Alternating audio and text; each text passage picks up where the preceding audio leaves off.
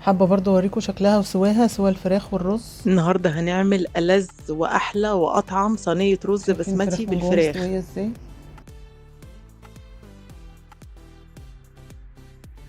شايفين وشها متحمر وحلو ازاي؟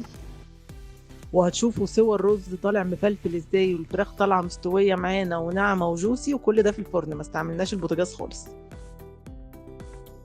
بصوا، اول حاجة معايا اجيب صينية كده كبيرة واضيف فيها 3 بصلات مفرومين ناعم، وانزل عليهم برضو ب3 طماطميات مكعبات صغيرة، نفس الكلام برضو 3 جزرات متقطعين كده شرايح. بصوا بقى التوابل معايا: معلقة كبيرة بابريكا، معلقة كبيرة بهارات، معلقة كبيرة ونص ملح، معلقة صغيرة كركم، معلقة صغيرة قرفة، معلقة صغيرة فلفل اسود. هخلطهم كده كلهم مع بعض، شايفين؟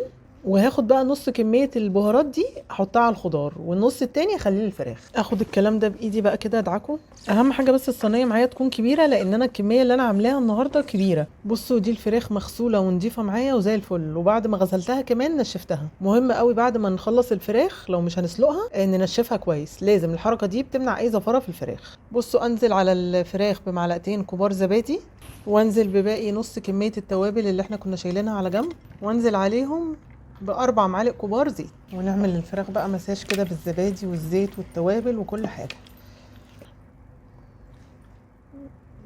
بصوا مهم قوي بعد ما تبلناها برضو انغز الفرخة كده بسكينة رفيعة، ده لسببين: السبب الاول عشان اتأكد ان التتبيلة دخلت كويس جوه لحم الفراخ، والسبب التاني عشان برضو اتأكد ان هي تستوي كويس. يعني السببين، سبب متعلق بالطعم والتاني للسوا. من عند المفصل هنا، شايفين من عند المفصل بتاع الدبوس مهمة قوي الحتة دي برضو، وبرضو نفس الكلام من عند الصدر. بصوا من عند الحتة بتاعت الكتف دي مهمة قوي برضو هنا. بصوا بقى اهم حاجه في صينيه الفراخ دي السوا مهم جدا، لان هي تستوي في الفرن زي ما قلت لكم، مش هتستوي على البوتاجاز. فاول مره هنحط الخضار والفراخ كده هنغطيه بالفويل وندخله ساعه كامله على 200، دي كده اول مرحله. بعدين بنطلع صينيه الفراخ بالخضار ونشيل الفويل من عليها، نضيف عليها 3 كوبايات بسمتي، واضيف عليهم واحدة قرفة خشب، واحدة لومي اسود، فلفلاية رومي حمراء. والفلفلاية الحمراء ما ضفتهاش هنا مع الخضار هنا من الاول، لان الفلفل من الحاجات اللي هي روحها قليلة خالص، يعني ما بياخدش وقت طويل، فبحب اضيفه في الاخر عشان يبقى فيه شوية فريش كده، ما يبقاش عبارة عن جلد كده. واضيف 3 معالق كبار زبيب. كده كل حاجة ما تتوهش خالص: 3 بصل، 3 طماطم، 3 جزر، 3 رز، 3 زبيب، 3 معالق كبار زبيب.